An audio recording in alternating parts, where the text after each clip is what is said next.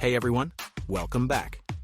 Today we're tackling a seriously raw and insightful book on leadership and entrepreneurship, The Hard Thing About Hard Things by Ben Horowitz. Raw is an understatement, Daniel. This book is basically a survival manual for anyone in charge.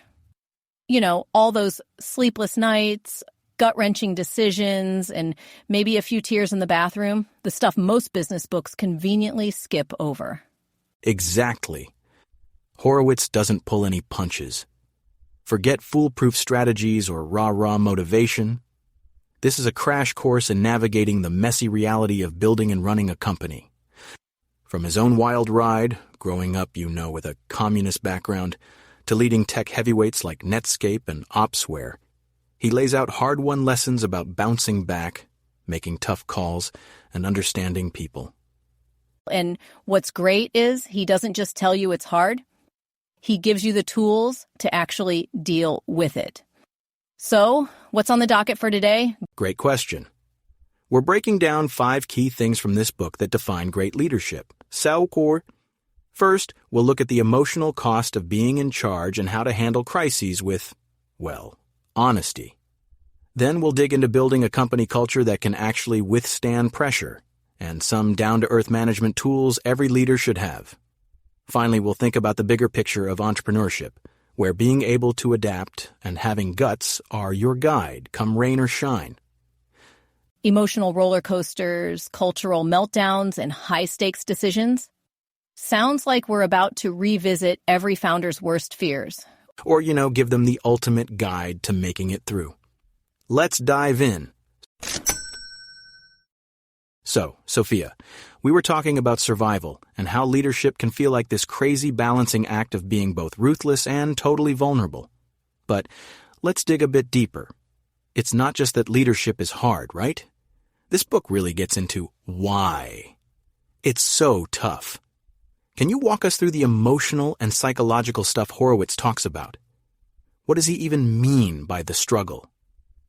Exactly. The struggle, for Horowitz, is basically the constant barrage of doubt, fear, and just raw emotional pain that leaders face, often every single day. We're not talking about a regular bad day. This is when the stakes are sky high and it feels like one wrong move could destroy everything, people's jobs, investor confidence, your own reputation. He talks about when Loudcloud was bleeding cash during the dot-com bust. He said he was physically sick from the stress, constantly second-guessing every decision, just battling this relentless wave of self-doubt. It's like you're the captain of a ship in the middle of a hurricane, and you're the shipbuilder, wondering if the whole design was flawed from the start. But how do you even function as a leader when you're drowning in that kind of pressure? That's the million-dollar question, right? Horowitz is pretty upfront about how excruciating it can be. But he believes the key is that balance of vulnerability and strength. You have to be honest about the challenges with yourself and your team. No fake it till you make it nonsense. Admitting where you're struggling actually builds trust. But at the same time, you need to project stability. Keep everyone focused so you don't send them into a panic. Stability, huh? But isn't that just putting on a brave face? If I were an employee and layoffs were on the horizon, I'd probably see right through, we've got this, bruh. Pep talk. How do you reconcile that? That's where emotional intelligence becomes critical. Horowitz emphasizes handling those tough conversations with honesty, but also with compassion. When he had to do layoffs, he didn't hide behind corporate jargon.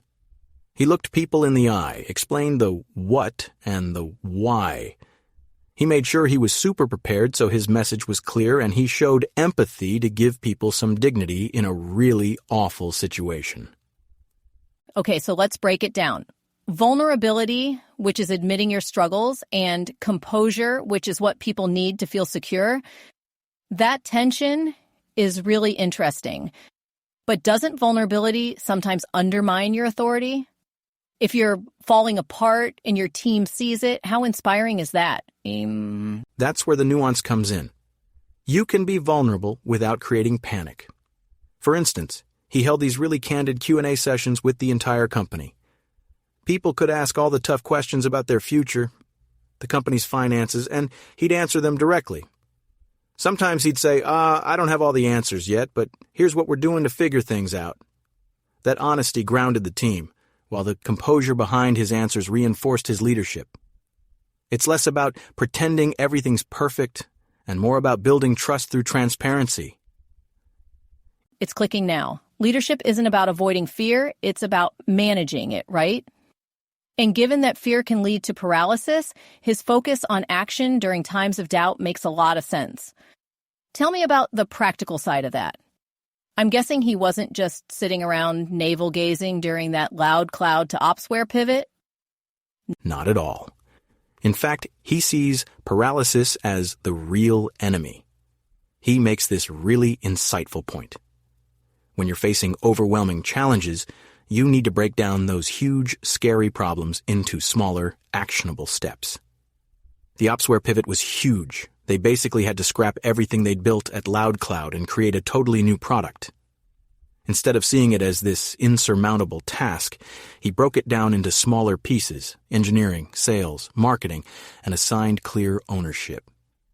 Tackling those smaller tasks creates momentum and stops you from feeling completely overwhelmed. It's like a jigsaw puzzle, right? Working on one piece gives you the confidence that you can eventually put the whole thing together. Now let's talk about something just as crucial: dealing with the emotional dynamics within your team. Horowitz talks about morale during crises, and I can only imagine how tense it was at Loudcloud when people were wondering if the company would even survive. Oh, absolutely. And it wasn't just about job security, it was about trust. Trust in his leadership, trust in the company's vision. Keeping morale up during that kind of chaos meant constant open communication coupled with real accountability. He talks about having team meetings where every question was on the table, especially the uncomfortable ones. By dealing with those fears head-on, he diffused some of the discontent and reassured people that the leadership was working hard to find solutions. Isn't there something kind of strange about making yourself the punching bag for complaints while also trying to keep everyone calm and focused? Sounds like he's saying, let people vent, but don't get crushed under their frustration. Exactly. That openness isn't just for show, it builds a culture of trust. Leaders who ignore the problems will lose their team's commitment faster than you can say downsizing. By taking responsibility publicly, Horowitz empowered his people to stay focused on finding solutions instead of just dwelling on the uncertainty. So, what's really striking me here is this idea of layered resilience. It's personal, sure, but it's also collective. It's like leaders need the emotional strength to handle the storms themselves, but they also have to model that for their teams. Otherwise, the company could lose its ability to recover. Horowitz would agree 100%. For him, resilience is the defining characteristic of a successful leader. It's not about avoiding the tough times, it's about enduring them, learning from them, and coming back even stronger. He outlines some concrete ways to build that emotional stamina, like getting outside perspectives, tackling difficult conversations early on, and pushing yourself out of your comfort zone to build resilience. Which brings us full circle, doesn't it? Leadership isn't some smooth path to easy success, but rather a series of peaks and valleys. And the people who lead effectively are the ones who can navigate all kinds of terrain while keeping their teams together. Precisely. It's a process of growth, personal and organizational, that requires depth, honesty, and courage under pressure. Horowitz doesn't make it sound glamorous, but he really convinces you that it's worth it. So understanding those emotional battles leaders face really sets the stage for the practical strategies they use to manage crises and stay transparent. And that's where Horowitz really shines, you know? He's not just talking about the struggle in theory. He's giving us real frameworks to turn that resilience into tangible leadership. Right, so we're in what to do when everything's going wrong territory. Crisis management and open communication, got it. What does Horowitz say? What's driving him on this? No, what's the core idea? Well, it's about balancing clarity and honesty with taking action. Think of it like two sides of a coin. Transparency builds trust, and action shows that trust is justified. Horowitz believes leaders need to face the reality no matter how bad, because people can't get behind something if they don't know what's really at stake. Okay, but there's a risk in that, right? If a CEO says the company might go under, people panic. Could transparency backfire? How does he deal with that possibility? That's a good question. Horowitz is clear that transparency isn't about creating chaos.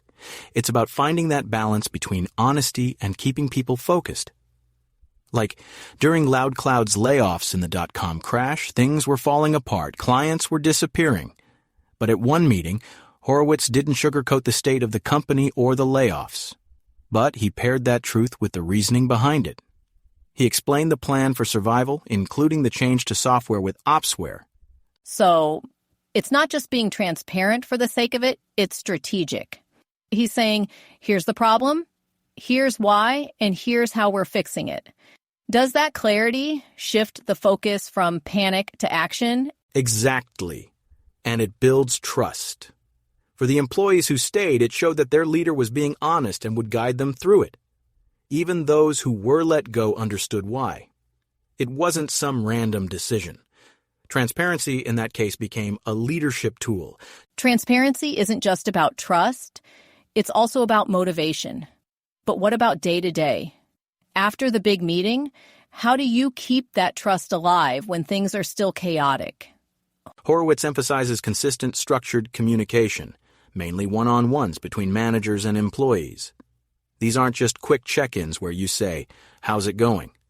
They're designed to go deeper. He stresses asking things like, "What's the biggest issue you see in the company right now?" or "What's stopping you from doing your best work?" Okay, I'll admit, if my manager regularly asked me what's not working, I'd feel like my concerns mattered. But does that work when the stakes are high? When Opsware shifted, were those one-on-ones just venting sessions, or did they actually change the business? They absolutely shifted the business. Those one-on-ones allowed managers to catch problems early, whether it was confusion about what the product should do or morale issues. When Horowitz shifted to Opsware, feedback from these conversations helped clear up doubts and pushed energy toward the new plan. It's a way to keep everyone aligned when things are constantly changing. So, feedback loops in action. But it wasn't just a bottom-up thing, right? Horowitz also stressed accountability, making sure everyone delivered. How did that work during the change? Accountability was key during the Opsware transformation. Horowitz knew that big moves like that can cause confusion, too many people involved, unclear responsibilities. So, he heavily focused on defining roles. Everyone knew exactly what they were responsible for. It's like wartime, isn't it? When you don't have much, every mistake matters even more. But how does he balance that strictness with maintaining trust, like during the IPO in those shaky markets? That IPO is a perfect example of balancing accountability with a clear vision. Investors were doubtful, and even the employees weren't so sure. Horowitz took charge by setting clear goals, what success would look like and the steps to get there, and then held himself and everyone accountable. He got his team focused on a shared goal while making sure no one forgot what was at stake. So, even when things looked bad, Horowitz pointed to the finish line and dared his team to join him, clear-eyed. That's not just accountability, that's leadership. Exactly. Which brings us back to why transparency and accountability work so well together. Alone, they might fail. Too much transparency and people panic. Too much accountability and you risk pushing people away. But together, they create a workplace where trust, focus, and results all build on each other. It's amazing how practical his advice is. Transparency, it's not just honesty. Structured one-on-ones, not just small talk. Accountability, not just blame. It's all about tactics, about helping people do well even when things are falling apart. And that's what makes him different. Horowitz doesn't hide how difficult crises are, but he shows us that the tools leaders use clear communication, emotional intelligence, and decisive action are available to anyone willing to put in the work. Now, stepping away from crisis management, let's dive into building a strong organizational culture. We're shifting from reacting to problems to proactively creating a sustainable foundation. Horowitz really connects leadership directly to the health of the company here, positioning culture as a core element, not just an add-on. Culture. That buzzword every CEO loves to throw around but rarely understands. I mean, Daniel, how often do we hear, we're building a culture of excellence, and it turns out to be just nap pods and dress-up Fridays? Exactly. And that's the point Horowitz makes. Culture isn't about the perks. It's about the values and principles that drive behaviors, decisions, and priorities across the whole organization. You know, those fun extras might temporarily boost morale, sure, but they're no substitute for a culture genuinely rooted in respect, accountability, and alignment. He argues that strong cultures are intentionally designed to support growth, minimize distractions like office politics, and foster a sense of purpose. So, no amount of ping pong is going to save us, huh? Okay, give me a concrete example. Who got it right or horribly wrong? Horowitz contrasts superficial perks with practices that truly reinforce the culture. For example, Andreessen Horowitz fines employees $10 per minute for being late to meetings with entrepreneurs. Now, at first, that might seem harsh, right? But the underlying message is clear. Time is valuable. This rule reinforces professionalism and shows entrepreneurs that their time is deeply valued. Compare that to companies that plaster innovative culture all over their website, but prioritize perks over clear expectations. It's a world of difference. $10 a minute? Ouch! That's brutal, but I see his point. It sends a very clear message: respect people's time. But doesn't that risk micromanaging employees? It's a fine line between accountability and instilling fear. True context is everything here. This isn't about micromanaging, more about consistency, gefeng. When rules are applied fairly, everyone understands what's important. Tasyan, that's what culture boils down to, shared norms and expectations. The goal isn't to nitpick, but to shape behavior in a way that aligns with the company's values. And transparency is so important, right? Employees shouldn't wonder why something matters. It needs to be tied to deeper principles like respect or professionalism. Okay, clear values guiding actions. Got it. But what about office politics? Nothing kills a culture faster than backstabbing, favoritism, or employees climbing over each other. Does Horowitz address that head-on? Absolutely, and he minces no words here. He says minimize office politics or watch your culture rot. Politics thrive in ambiguity, unclear decision-making, or vague promotion criteria. So, he advocates for transparent, meritocratic systems. He emphasizes having straightforward, measurable promotion processes. When decisions are based on concrete data, it leaves little room for playing games behind closed doors. This allows employees to focus on results instead of lobbying, which in turn boosts morale and trust. Transparency and data-driven evaluation. Sounds great, but do people always buy it? Let's say you have this perfect system. How do you prevent bitterness among those who feel passed over when the data doesn't go their way? Resentment usually comes from perceived unfairness. So, if the promotion criteria are clear and consistently applied, employees can see the logic, even if they don't like the outcome. Horowitz's emphasis on visibility ensures people understand how decisions are made. Say a salesperson questions why their colleague was promoted. If the system clearly links promotions to performance benchmarks, then there's no mystery. It creates trust in the fairness of the system. Okay. Transparency as the antidote to backroom deals. But culture isn't just about rules, it's about the people living them. Horowitz makes an interesting argument about hiring people with the right kind of ambition. What does he mean by that? He's talking about hiring people whose ambitions are aligned with the company's success, not just their own. He mentions Mark Cranny, a sales leader at Opsware. Unlike typical star hires who want personal accolades, Cranny focused on the team. He elevated everyone around him, which improved morale and performance. Horowitz's point is prioritize team players over individualists. Skills can be taught. Aligning with company values is non-negotiable. Cranny sounds like a unicorn. It's rare to find someone that's selfless at that level. But how do you really assess this kind of ambition during hiring? I mean, resumes don't exactly say, I built my career by stepping on people. You're right. Horowitz suggests looking beyond the resume. Ask questions that reveal their motivations. Instead of, what's your biggest achievement? Ask, tell me about a time your team faced a challenge and what you did to resolve it. Amaibui. Listen for signs of collaboration. And reference checks are crucial. Colleagues will often reveal if someone prioritizes themselves over the team. So, culture fit isn't just surface level, and it's deep alignment with shared goals, which leads to scaling.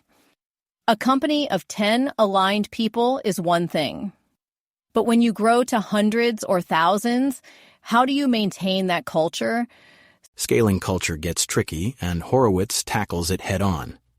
He argues that it must be reinforced through intentional systems. For example, structured recognition programs reward employees who exemplify core values. Cross-department collaborations also help by preventing siloed thinking and building understanding of shared principles. The key is ensuring that the focus on these shared principles doesn't fade as the company grows. So, culture needs guardrails. Without them, scaling leads to drift. It's like religion or traditions. They need rituals and practices to stay alive, otherwise they become empty words. Exactly. Horowitz stresses disciplined hiring as part of those guardrails. Every hire adds to or detracts from your culture. He suggests being rigorous about cultural alignment during recruitment, even if it takes more time, because the cost of a bad fit multiplies with growth. Makes sense. You want seeds of alignment, not weeds of dysfunction. What strikes me most here, Daniel, is how Horowitz demystifies culture. It's not some vague feeling. It's about practices, systems, and people scaling with purpose. Precisely. Culture isn't what you say, it's what you consistently reinforce. When culture is intentional, it becomes a compass, steering every decision and every action, even in chaos. So, a strong culture relies on solid management techniques, which brings us to our next topic: effective management techniques. This links practical management to the broader themes of leadership and entrepreneurship. Ben doesn't just outline the traits of great leaders, he really dives into what leaders do, the techniques they use to align teams, build accountability, and make tough, fair decisions. Right, Daniel, but let's get real. Everyone says management is key, but when you're actually leading with team conflicts and missed targets, isn't it mostly just figuring things out as you go? How does Horowitz make this actionable? He starts with hiring, which is the foundation. Horowitz stresses how bad hires can really derail a company, especially startups. He even says hiring the wrong exec can kill productivity faster than any market mistake. His rule? Look beyond just the resume. Prioritize mindset, adaptability, and cultural fit. Hold on, just mindset? Resumes matter. If I'm starting a company, I want someone who's been there, done that, like a seasoned sales exec who knows how to scale. Isn't that critical? Not necessarily, Sophia. Startups and large corporations are totally different environments. Horowitz points out that execs from big firms often struggle in startups because they're used to structured, resource-rich environments. In a startup, you're building as you fly. He gives an example of a sales leader from a Fortune 500 who was hired at Loudcloud. While successful before, they floundered in the startup's chaos, waiting for instructions that never came. Instead of creating solutions, they basically waited around to be told what to do. Right, the fish out of water. Got it. But how do you identify someone who can handle total ambiguity during hiring? That's the million-dollar question. Horowitz suggests asking questions that reveal adaptability and initiative. Like, how have you built and trained a team from scratch? Or, what's the biggest hiring mistake you've made and what did you learn? Look for proactive problem solvers, not just those who followed checklists in comfortable environments. Exactly. And if they freeze up, you know they're better off back in their corner office. Okay, let's shift gears. Hiring is one thing, but keeping them means managing performance well. Horowitz talks about metrics and accountability, but how do you make that work without micromanaging people to death? Accountability isn't about hovering. It's about setting clear expectations and measuring results objectively. Horowitz suggests using both leading and lagging indicators. Leading indicators track effort, like the number of sales calls. Lagging indicators focus on results, like actual sales revenue. Together, they give you the full picture. Are they just going through the motions, or are their efforts paying off? Okay, that makes sense. But is there a risk that metrics kill creativity? I mean, some of the best ideas can't be measured. Absolutely, Sophia. And Horowitz agrees. He calls it the accountability versus creativity paradox. Leaders need to balance those two. You hold people accountable for results, but you need to create a safe space where they can take risks without fear of punishment. He talks about an engineer at Loudcloud who always met deadlines while a teammate delayed a project by 6 months with no consequences. That inconsistency destroyed morale. So Horowitz implemented a framework for fair accountability based on effort, promises, and results, while considering circumstances beyond their control. A three-dimensional accountability model, effort, promises, and results? I like it. But companies are made up of people with different strengths. What if someone works incredibly hard but misses the mark? Or if someone slacks off but still gets lucky and delivers big results? That's where the framework comes in. Effort ensures fairness for those giving their best without immediate returns. Promises maintain integrity to commitments, while results evaluate outcomes.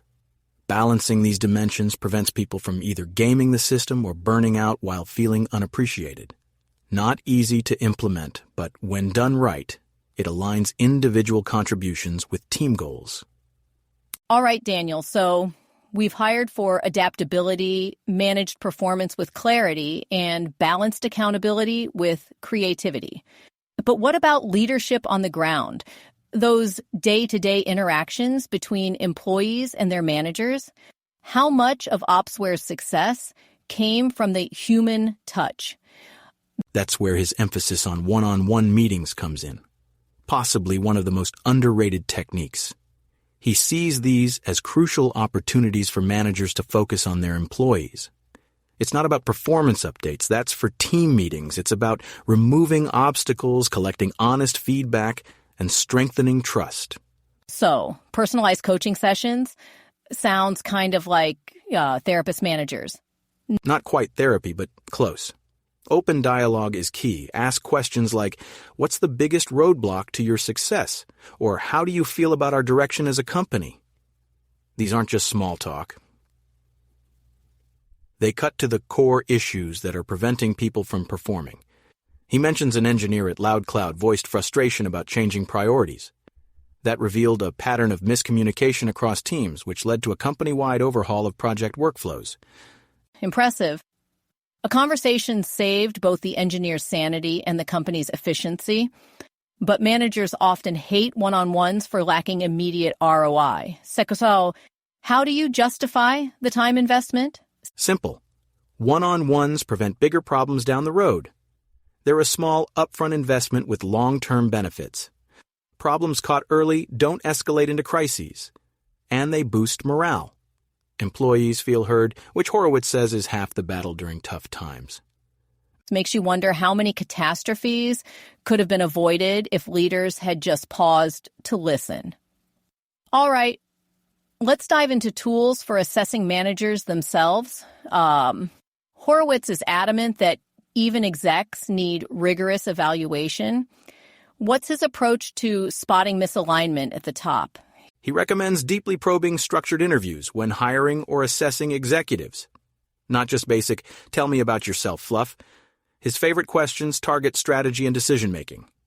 When hiring a sales leader at Opsware, he asked, how do you onboard and scale a sales team? Or, what's your process for understanding a competitor's strategy? These aren't trick questions. They're designed to see how they translate textbook knowledge into actionable strategies. So you're not just asking them about their highlight reel. You're looking for how they think through complex problems. Exactly. He says to get references from not just bosses but subordinates, to get a rounded view of their management style. Achieving great results is important, but inspiring your team to achieve them with you is more valuable. Daniel, I think I finally get Horowitz's genius. It's not about having magic tricks, but rather building the right frameworks for decision-making and leadership. Whether it's hiring, accountability, or a simple one-on-one, his advice boils down to this. Be intentional in your leadership, assess performance clearly, and always keep your team engaged. Absolutely, Sophia. These tools don't just patch the ship. They build a vessel that can weather any storm. And in Horowitz's world, storms aren't a question of if, they're a guarantee. So, Sophia, all these management techniques we've been discussing really come together in the broader lessons of entrepreneurship and leadership. This is where everything really clicks. The nitty-gritty of decision-making, handling crises, shaping company culture. They're not just isolated tasks.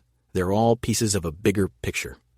Horowitz uses these elements to give us a stark but incredibly insightful look at what it really takes to survive and thrive in the unpredictable world of entrepreneurship. Okay, Daniel, you've laid it out nicely.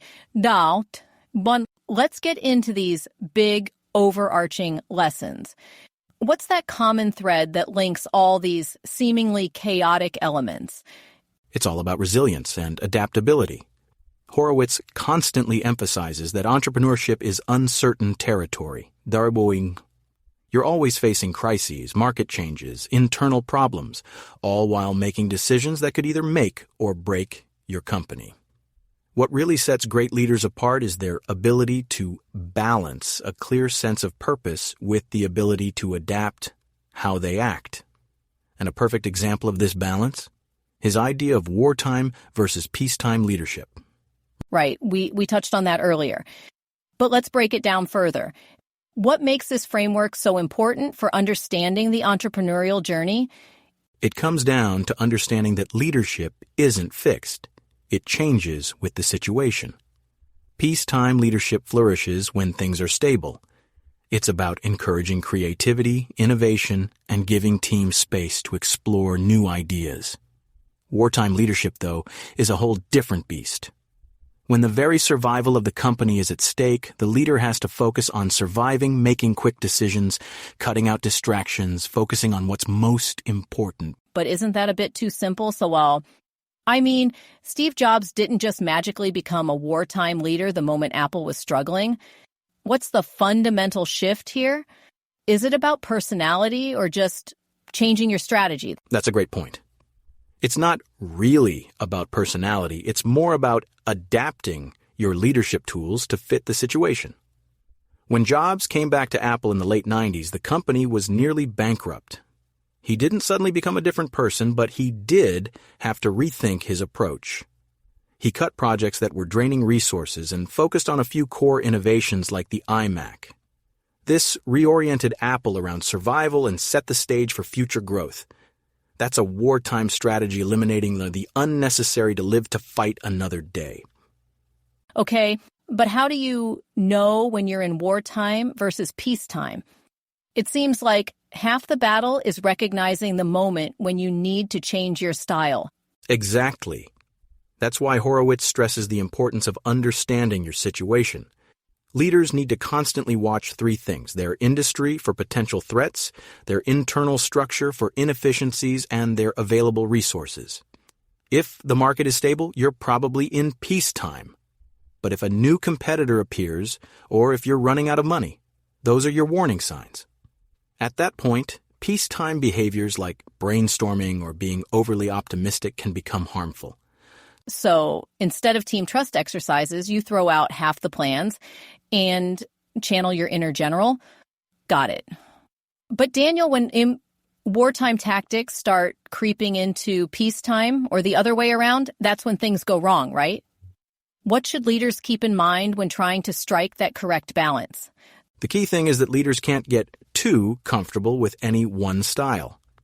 A wartime leader in peacetime risks alienating their team. They start micromanaging, stifling creativity, and forgetting to celebrate successes. On the other hand, a peacetime leader during a crisis might put off making tough decisions or prioritize getting everyone to agree when quick action is necessary. Horowitz's advice? Learn to understand yourself well enough to know which hat you need to wear at any given moment. And that's something you can develop through mentorship and by asking others for honest feedback. Speaking of tough calls, I feel like we can't talk about Horowitz without mentioning the sale of Opsware. That story is full of really powerful lessons about balancing your emotional attachment to something with the need to make smart, strategic decisions. Absolutely. The Opsware sale is a perfect example. After switching from Loudcloud's original cloud services to enterprise software, Opsware experienced amazing growth. But even with this progress, virtualization technology like VMware was changing the market, and Horowitz realized that the company's long-term growth was uncertain. Selling Opsware to HP for $1.6 billion made sense. But here's the thing. It wasn't just a business decision, it was deeply personal. Yeah, I can imagine. You build something from scratch, fight to keep it alive, and then suddenly you're the one saying, okay, let's sell. Sounds soul-crushing. How do you even approach a decision like that? Horowitz describes it using the concept of local maximum. Basically, he looked at Opsware's path and realized it was at its highest point. Could they have technically continued on their own? Sure. But being part of HP would give Opsware a spot in an ecosystem that could grow further and faster. This clear thinking based on facts, not feelings, helped him make the decision. And it wasn't just his decision. Fassos, selling a company affects your employees, your board, your customers. How did Horowitz handle that complicated web of stakeholders? Very carefully. He emphasized transparency. When he announced the sale, he explained the reasoning behind it, to provide long-term security and growth for the team within HP. He presented it not as admitting defeat, but as a planned step forward, That honesty, along with clearly showing how the sale would benefit everyone, helped reduce some of the emotional burden. All right, but let's be honest here. Even with logic on your side, announcing something like that is going to feel like a punch in the gut to the team. Did he address the emotional fallout? Definitely, and it goes back to his central idea that leadership is about both empathy and strategy. He took the time to acknowledge the emotional impact, both his own and the team's, while also reinforcing why it was the right thing to do. It's a great example of his transparent approach in action. It's interesting, because when we think about leadership, it's easy to focus on bold strategies like changing direction or making wartime decisions.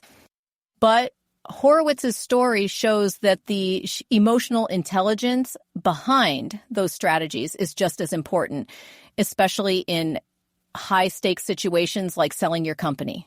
Exactly. And that emotional intelligence is a common theme in his next big idea, the importance of mentorship and community. From his experiences as CEO to co-founding Andreessen Horowitz, Horowitz shows that entrepreneurship isn't a solo journey. Founders face enormous pressures, but those who build a trusted network of advisors greatly increase their chances of success. So, mentorship isn't just a nice perk, it's a strategic advantage. Let's explore that because this feels like one of those vague ideas that everyone agrees with, but rarely knows how to put into practice. So that's absolutely right. It's not just about bringing on any mentor just to have one. Horowitz designed Andreessen Horowitz to reflect the value of specific practical mentorship. They don't just invest money, they invest expertise. For example, if a founder is struggling to hire executives, the firm connects them with someone who's done it many times. That's mentorship, tailored to specific challenges. And this goes beyond simply dealing with crises, right? Horowitz promotes a culture where mentorship helps founders make better, everyday decisions. I remember hearing about their founder education sessions. Aren't those part of their broader ecosystem? Exactly. These sessions bring in experts from different fields to share their knowledge openly. It's about reducing the isolation that founders often feel and creating a space where leaders can learn from each other's experiences. Beyond just emotional support, it's a toolkit for building resilience and avoiding common mistakes. So, the lesson for entrepreneurs is clear. You don't have to do it alone. Build your network, rely on your community, and surround yourself with people whose insights can help you through difficult times. Exactly, Sophia. And for Horowitz, that network isn't just a safety net, it's a way to accelerate growth. By developing mentorship, adaptability, and strategic clarity, entrepreneurs can turn even the toughest challenges into opportunities. Okay, Sophia, let's bring it all together. Ben Horowitz's The Hard Thing About Hard Things. It's really not your everyday leadership book. It's a very real, very honest look at what it really takes to be an entrepreneur. The emotional stuff, the strategy, the nitty-gritty of it all. We talked about building resilience, dealing with crises head-on, the tricky part of building a strong company culture, and some really practical management tips. Right. And the key takeaway, I think, is that resilience, adaptability, and knowing yourself are what really matters. Being a leader isn't just about making the right call. It's about knowing when to change direction, when to stand your ground, and how to get through tough times while keeping your team and yourself intact. Precisely. And to our listeners, remember this. Leadership isn't about avoiding the tough stuff. It's about facing it head-on. When you are building a culture, making hard decisions, or balancing being vulnerable with being strong, just remember, great leaders aren't great because they never struggle. It's how they learn and grow from those struggles. So the next time you're in the thick of it, in what Horowitz calls the struggle, don't just freak out. Break it down into steps you can actually do something about. Use things like open communication, regular feedback, and mentorship. You're not born resilient, right? You build it bit by bit with every decision you make.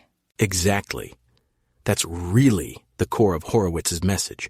Leadership isn't a walk in the park, but it's incredibly rewarding.